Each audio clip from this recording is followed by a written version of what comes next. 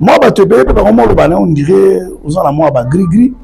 Parce que au Sambela pour la bateau, bazo bika, bazo bengo partout dans le monde, il y a certaines personnes qui disent que meilleur aza arriviste. Auti okoma kaka sikoyo, comment badoa mosala et confiance makasi boy. Moi, je pense que nous sommes habitués. Un vrai serviteur de Dieu, baye bakaye, na langage nae, na service nae, na vie où azali kombene. Et un serviteur de Dieu déjà mélangé dans la Bible, il y a des signes qui attestent dans les actes, dans le comportement. Il faut reconnaître bango na mbuma bango. Serviteur à à moins que tu manques le Saint-Esprit. Mais si tu as le Saint-Esprit et surtout l'esprit du discernement, oyo azayabo.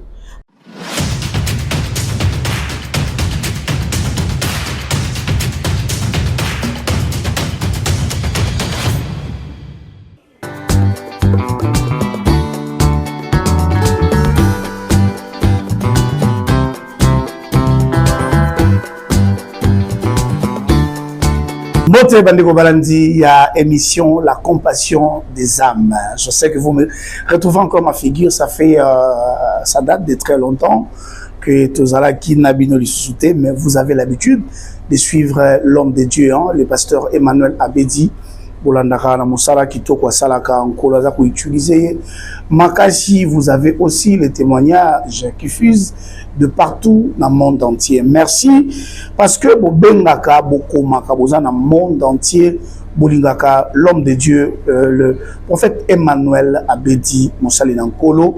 Lelo toye susuko lukaye toujours na compte il y a émission na biso La Compassion des âmes bisika puis après ça ba détail ba explication a bondi sakamitema ya ba bazali na ba problème et puis à sambelaka pour nabino il passe tout son temps ya ko bondela pour nabino pour que Nzambe ayoke la bino ma pe sala ngolu ndenge ecclesia azali ko kamba ebengani mission évangélique La Compassion des âmes. Pasteur Mbote. Bonjour, tonton Espérant. Boni, pasteur Emma. Ça fait très longtemps. Hein? Ouais, bah voyage l'été. Au Vanda, rappelle-toi, il y a pour Vanda, est-ce que pasteur na la réserve. Mikola tambusi biso mwa mingi, botolobi tika tozonga nanu na makolo po a pe papa il faut ozonga. Mais pasteur masolo to betaki bile to silisaka te hein. Tozozwa peta ko silisa côté masolo révélation to silisa voyage nga koto musala. Bon lokoloye tozongela ngo très bien. Alors pasteur, ce qui vraiment toyaki ko lukayo pour que to solo là, surtout bandeko bazo kotala biso ba internet to batala ka biso. Moi, on dirait aux en moi gris-gris parce que au Sambela pour la bateau, bazo bika, bazo bengo partout dans le monde, il y a certaines personnes qui disent que meilleur aza arriviste. Auti okoma kaka sikoyo, comment badoa mosala et confiance makasi boy. Pasteur, est-ce que ça a secret parce que le travail de Dieu est bien fait, nzamba za ko utiliser yo. Toi réellement ça n'est pas bazo babina qui au quotidien déjà. Gloire à Dieu. Tonton Espérant, au monde Moussala Nzambe, ceux qui n'ont pas tangi na mabete, mitala bien sur Zosai Nzambe ou pas. Ok. Moïse a Zoya Kubikisa Bande Konae. Moïse a bandi a frappé Égyptien a confié parce qu'à comprendre que na demeuré na maison royauté cependant peuple na maison souffrir. Allez a boumi Égyptien a kundi. Le lendemain, aya kuti ba frère ni balé bazobunda. Mais bino boza bande boyo elani baba lokeli nani établir au juge na biso. On est sauvé ba tindi wa. Kaka bande bazobunda la bango ba komo combattre les sous. Et ça là qui voit o ifungula ki Moïse nzela akindokota sur Nzambe pour ya ko libérer le peuple wa. Jésus-Christ on l'a traité de Belzéboul d'aba. Nyonso balobaki tous les serviteurs de Dieu. Tout le monde a ramené dans la ville de Kinshasa à Aboye. Moi, je pense que nous sommes habitués. Un vrai serviteur de Dieu, baye bakaye, na langage nae, na service nae, na vie où azali kombene. Et un serviteur de Dieu déjà mélangé dans la Bible, il y a des signes qui attestent na ba acte na comportement Bible lobi to ko reconnaître bango na mbuma na bango. Serviteur à bébé luka ete à moins que tu manques le Saint-Esprit. Mais si tu as le Saint-Esprit et surtout l'esprit du discernement que oyo azayabo. Mais ce qui pose aller dans Nzambe vous allez combattre, c'est une bénédiction. Le combat dans le ministère c'est une bénédiction. Parce que dans le combat wana bazo permettre de découvrir sur davantage parce que rangwazana. Parce que rangwasala nous sommes en train de servir Dieu, nous avons la paix du cœur. On ne peut pas servir Dieu ou se réveiller un bon matin, se dire serviteur de Dieu. Parce que la kanzambe na likabo uzamba tiekati na yo. Amen. C'est ce don qui s'exprime en toi en faveur des enfants de Dieu. Bazo mona, bazo bika, bazo kangolama. Yango wana nde musala ya nzambe. Ezana bato dali ko forcer kosala musala nzambe nzamba benga bangote. Mutu lokola na kilosomba kosimba kisi pona sala nangoli. L'onction nzamba pesanga. Connaissance à parole nazanango. Manifestation à esprit badon spirituel nazanango. Bena na mitunaka na okende koluka diable pour quelle raison? Comme ce pour moi succès pour apparemment batunyo so bakomozo ngaka epa na yo on dirait bato libanda c'est comme si oyo bomela ba pasteur musukop. Voilà c'est ça, c'est l'ignorance. Parce que musali nyoso ya nzambe azana likabone otoloba ozaba pesaki. Et biso to zaba pasteur te, to zaba prophète, ba apôtre te, différence ya ministère ezali ko déterminer appel à mutu, mais aussi opération ya ba don spirituel et on est sur la particularité ya nzamba bengaki. Donc okomona nga jamais na sali lokola. Je ne suis pas dans ça. Na se limiter na oyo nzamba tie katinanga.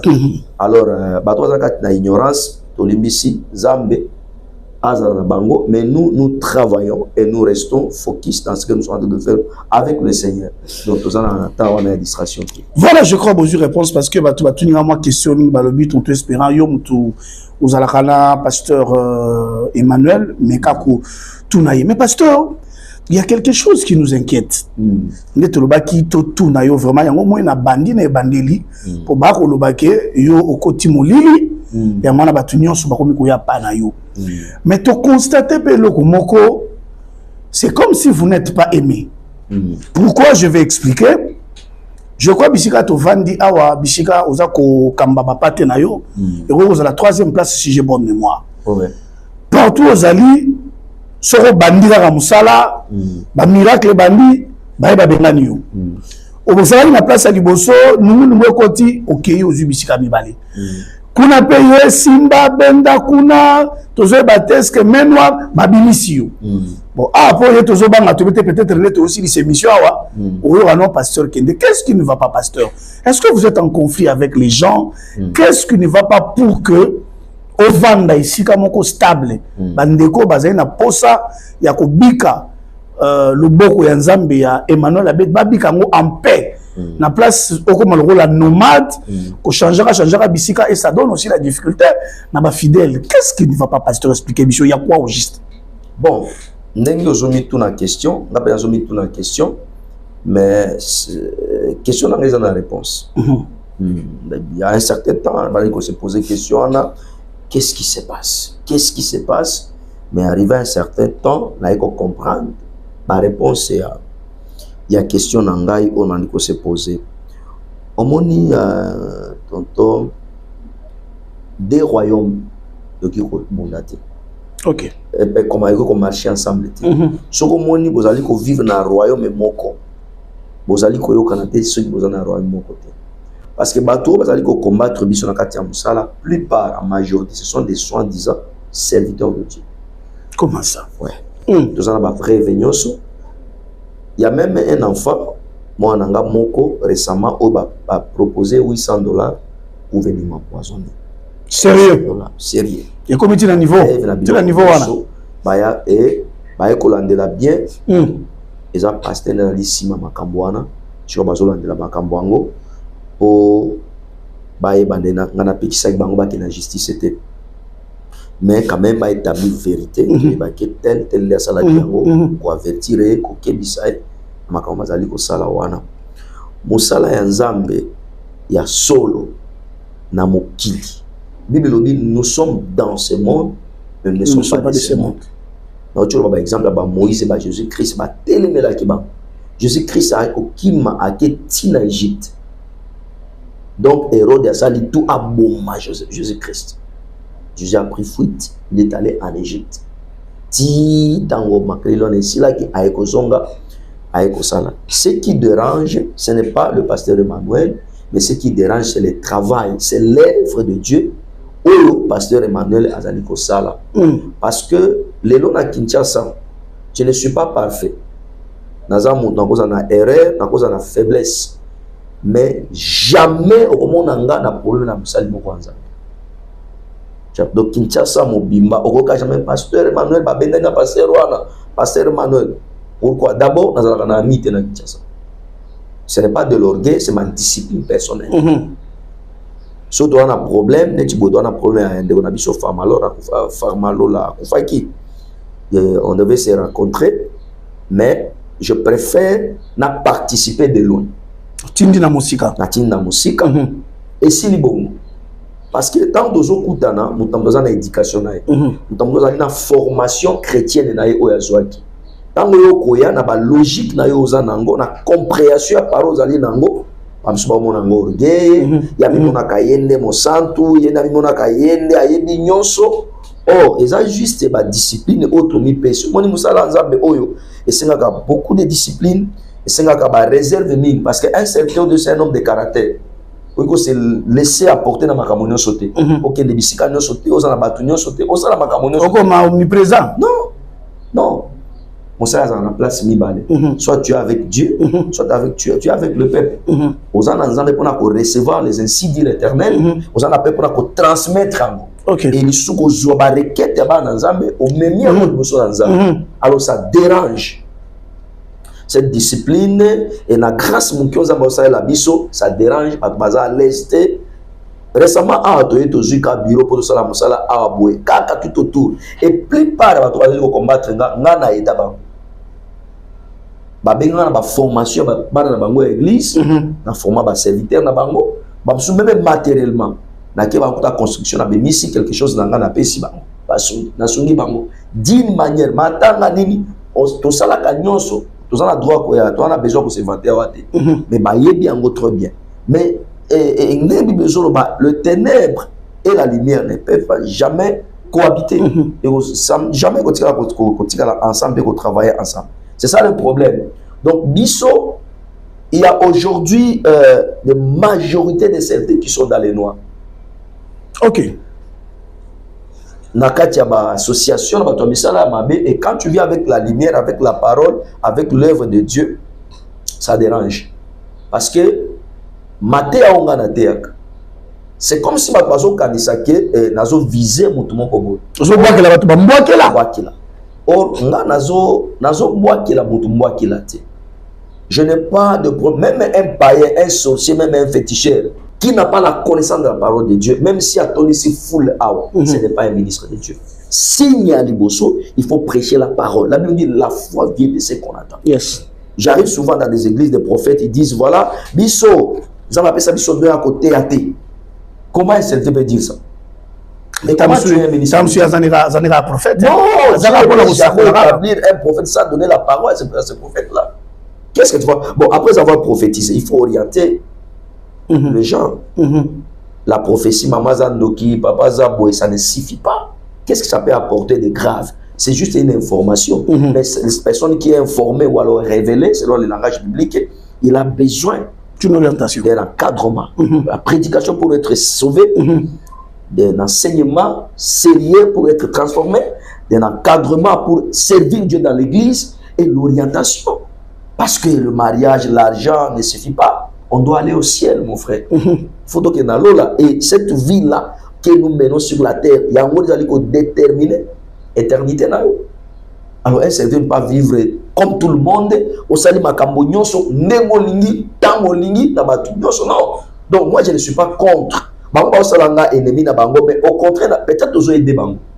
Parce qu'on est serviteur, c'est de conscient de mais tam souvent pas déjà que bamema baranza mais na cap moko boye yo peut-être aux la babilo roé le bamaraté la l'église. Mais c'est ça, c'est normal que ça la combattre. Est-ce qu'il faut pas combattre? Il faut basa la conscient qui m'a kamba même ba nzambe zali mabe pas se repentir. Mais tant que vous dévoiler ba copie place bango ba retrouver moi peine à bango ou moi c'est ça le faux. Parce qu'un vrai serviteur de Dieu a renforcé l'autre côté. On a renforcé l'autre côté, Dieu lui-même, parce que ceux qui quand il donne une vision, il donne la provision. Dois servir Dieu. Dans la vérité, sers Dieu, sacrifie-toi. Sers Dieu, discipline-toi. Zambé, si Dieu est capable de toucher même un corbeau, même là, Élie, biloko à coller. À combien il faut des raisons? Vous avez dans l'église déjà 100 personnes, 200 personnes, 300 personnes. Vous avez et vous continuez à vivre à des autres jusqu'où? Mais pasteur, vous avez très bien, vous avez peut-être que ma vérité au père Obomisa yo, ah déjà ma part on s'occupe balé s'occupe ça to passer ba benganio. Donc le Seigneur est derrière ça. Et il y a une bénédiction qui se cache. Le malheur atteint souvent les justes, mais l'Éternel en délivre toujours. Il y a des enfants de Dieu qui sont debout aujourd'hui, qui commencent déjà à contribuer pour l'achat parcelle.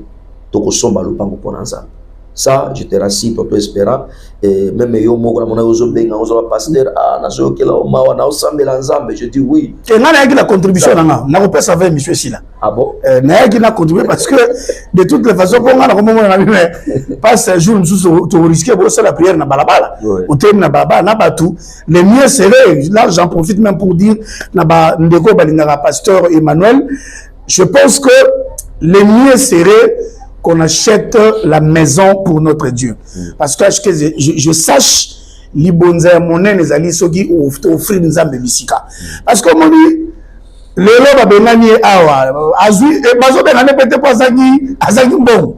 Azo pas sa garantie comme tout le monde, mais au moins quelque temps il n'est pas là, il n'est pas là, il n'est pas là. Là où nous sommes, nous ne savons pas s'il sera encore là peut-être après cette émission, on va encore venir pour Akindi. Alors pour cesser à ça, kotambola tambola, le mieux serait kosomba et sika. To sombeli église et sika parce que l'église est pasteur Emmanuel te azo formé pe bana lobi tam su nzamba ko fongola maka mususu akena ye nzamba ko la na balabala te nzambe faza na bisika otoyaka to kutiye to yokipe parole to vandi mais pasteur avant de rejoindre bana nzambe na mambo ya cha parcelle oyo est-ce que ba serviteur de Dieu au tangi olobi baza ba faux parce que le vrai entre eux ne peuvent jamais potana ceux qui toujours bunda pour na royaume moko. Mais est-ce que vous avez une occasion payer moko? Je sais que vous êtes un homme très réservé. Mais est-ce que vous avez occasion lui bon na approcher pe na bande ko na ngai tout solo là. Tout le bas entre nous les serviteurs de Dieu, s'il y a certaines vérités qu'on se les dise pour nga na ebi combat na depuis longtemps. Et dans la raga que combat au bandi soko piki pembete qui ça la rosa yo. Il y a un autre moment parce que vos messages ont toujours été forts, poignants. Ce sont des messages qui m'ont à la révélation Saint-Esprit a ouinayo mbalamoko. Est-ce que vous avez une démarche ou quand même on appelle bandi konayo? Bon, au moni eloko zo boma biso. Na loba ki ango autrefois ivresse. Émission moko to sala. Ivresse wana oyo et dominer esprit a biso basali nzambe lelo na loba ki trois choses. Abaki cupidité, mensonge, na orgueil. Ils ont basali nzambe lelo. Au cause en a initiative wana. Ya comment on a monté mais peut-être à sa disponibilité. Moto musupo ko linga okutani pembeni nae mais à profiter. OK. À profiter, voilà tout ça qui nae tala peut-être créer des problèmes oyo yebina mutu na makolote. Biso na éducation biso to joie peut-être éco permettre ngate. Vous voyez? Mais parfois il y a des conférences comme ça qu'on nous invite. OK. OK. Écoutez quand même circonstanciellement. Pour participer aux zongi na yo, ce que vous allez convaincu. Parce que pour vous on a monté, il faut vous avoir la même vision. Ou alors ceux qui ont la même vision, tu expliquer vision. Il faut pas comprendre. Important c'est la vision. Moi j'ai une vision pour l'église, la RDC, mais je ne suis pas aussi responsable. Il y a l'église à Congo. Peut-être nous sommes responsables. Il y a ministère où on a gérer. Mais il faut pas payer ça accès. Il faut pas payer ça temps. Il faut pas payer ça accord. Pour obimisa parce qu'on connaît qu'à partir papa. même pasteur Emmanuel a eu ma camonio sauté. Mais pour tout s'échanger, pour tout sungana, il faut d'abord qu'il y ait l'amitié. Il faut qu'il y ait l'amour entre nous. Il faut esprit wana ya tempérance et la carte nabino. Et modération wana ko comprendre que ndeko na ngai ce qui est loboko na ko za loboko. Ba za la miso. To sangani sika monde to sala corps du Christ. So mu za ba na loboko na lokolanga. Na miso nanga. Nani, tu vois que au kota wapi. Donc tu n'as pas une place dans leur cœur. Au monde, alors il y a encore une difficulté. Et aussi il y a des organes où il faut sunga biso makabongo. Ba organisation ba église de réveil, tout ça, il y a il faut organiser biso. D'abord pour ba sunga biso ba bango sincère, pas à la vraie pour ba influencer biso. Maintenant la makambo zo sale na mutu kuna le. Bango moko yo. Tu as ko déjà. D'un côté, moi je préfère au lieu na côté na ba conflit inutile, na ba problème parfois bima impoli, parfois bimani, je préfère me réserver. OK. Dans mon sika. Papa, ce qui compte pour moi, c'est ma relation avec le Seigneur. Si je marche bien avec le Seigneur, je ne m'inquiète pas. Ça me rassure et je dirige l'église du Seigneur selon la parole de Dieu et je suis en train de produire des vrais et de bons chrétiens. Cela me suffit. Mais pour ce qui est l'organisation, tout ça, ceux qui vous amenez, ceux qui intérêt à royaume, ceux qui intérêt à reconstruction à l'église, on va servir, on va être unis. Mais surtout pour la fertilité. Surtout pour tout ça, pour tout ça, pour tout détruire les autres. Tout ça, pour tout lier, et encore que moi, je ne cherche pas l'argent dans l'œuvre de Dieu. C'est-à-dire, ceux qui te ça, pour intérêt, moi, dans l'église où je sers Dieu, dans un partenaire à l'Ibosso à l'église. OK. Ils sont fidèles mon côté. Bango so ba bazali a ba serviteur ba yebi oyo a dépassé même makambo ya chaque parce que tu verras que peut-être je dois dépasser plus que les chrétiens et d'autres personnes. Voilà ba osomba, le pas ba osomba. Le pas ba osomba. Et l'autre ça pour se réserver, c'est par rapport à ça. Au nom qui n'est pas nan. Est-ce que vous êtes la bienvenue? Est-ce que vous comprenez? Parce que maintenant ce bazali bon. Alors pasteur trop que le trop kango temps belete musa les ali moulay pe belé alors nga ki mo passer d'abord message avant la sukisa na bana nzambe nyonso bazota la biso parce que utolo bango awa ke nzamba tche na motema po yo na bana mokili mobimba ozana bana na monde entier bana no ya monde entier na lobi papa na biso ko tambola pamba te ba c'est décider ba sombela nzambe na yo lopango. Alors on a évité, est-ce qu'il y a un message particulier où on peut sabango lelo et pour na mingi ba bazali banda ba on nzamba tchena motema pour na zo mona bazé belé nzamba tche ba on na motema ba sunga musala mabele et sombama. Ézéchias l'a fait à côté temple à bouki yango à reconstruire à tier ba matériel biloko nyonso azu ba serviteur en charge. Et comment il t'envoie comment testament parce que tu vas mourir. Il fit un roi a fukami contre Mirabiza mais kanisa tam on a ça Zambe a changé maloba aussitôt Ézéchiel c'est à lobby a dit zonga que ne ça va sauter je vis j'ai attendu c'est-à-dire souvenir wana et simbi monter dans Zambe directement alors la carabine ne change pas et ce jour-là Zambe a changé maloba a bon ça a fait sauter le béni n'a pas moli na mboka oya fanda. Amen. Maman, ozana mbongo izaya yo. Motoki na yo, mais nazo solliciter yo na bolingo nzambe. Yo muto landinga na émission o. Joie quelque chose. Un papa m'a appelé en Belgique, alors papa, toza ebelé na monde, des milliers de personnes. Ceux qui tout simplement 1500 personnes. Tout sangani. Tolobi tolo kaka $200, to suis passé. C'est Siri. Ah, afungula inga miso na bi. OK. Mususu abeninga papa. Na intervalle à 3 mois. Soto luki atane fisque 500 personnes. Tozo pesa ka $100. Tozo déjà passé. C'est le pas calculer bango ndenge basa. Abi d'accord. Donc on raisonner sur ça toyeba qu'est-ce que nous pouvons faire. Mais je suis sûr na papa ozolandanga na maman ozolandanga ke tokosombela nzambe lopango. Amen. Et tokoyoki sa soni bandeko oyo ba telemi. C'est tant dans lopango na biso. En tout cas moto wa déranger.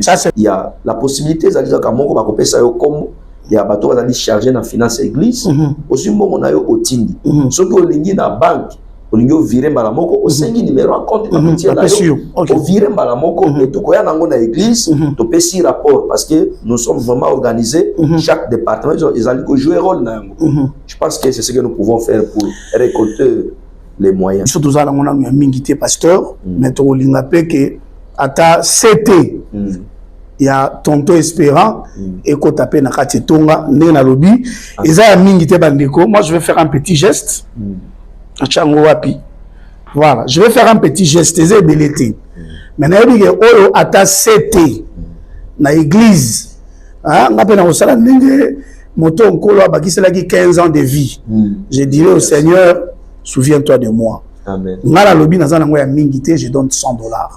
Mais yo koza nango mingi kolekanga.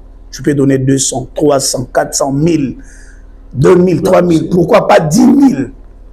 Zambé na yebiete a kosala ya koleka pasteur, je vous remets ça officiellement. En tout cas. Wana mwanda eza nango te soki ezalaki tokopesa ebele. Mais le paix que le Seigneur a donné yango topesi. Na cadre que nous tous les bitoires à rater pas baumbu na nzambe poto zwa moi na loba mingi na biso batute je dis tout simplement que le Seigneur se souvient de toi, amen, ta femme, tes enfants et ta famille et qu'il t'accorde un avenir meilleur et je prie Montumoko yo paie $600 au bieza muke eza ebele mais moi je prie que Dieu te donne beaucoup d'argent, amen, et au kotika jamais que ça locataire na vie na yo, amen, kotika ka bano ba locataire te na ba koko na yo kino yeso akaka na mokili oyo zamba ko peso toujours esika boya kozwa frère boya kozwa bongo to espéra apesi vraiment écouter la souvenir. Voilà, merci beaucoup tokomi vraiment na suka tokozongela lisusu pasteur Emmanuel parce que azarana ba révélation makasi tokozonga poto solo masolo yango. Merci Nabino Bato bolingaka chaîne YouTube Emmanuel Abedi TV, pour continuer ko s'abonner, pour partager ba lien, pour partager ba émission ya pasteur pour ekosunga libota mobimba ya nkolo ngai Nabino pe longona pasteur tokokutana na mikolo mizali koya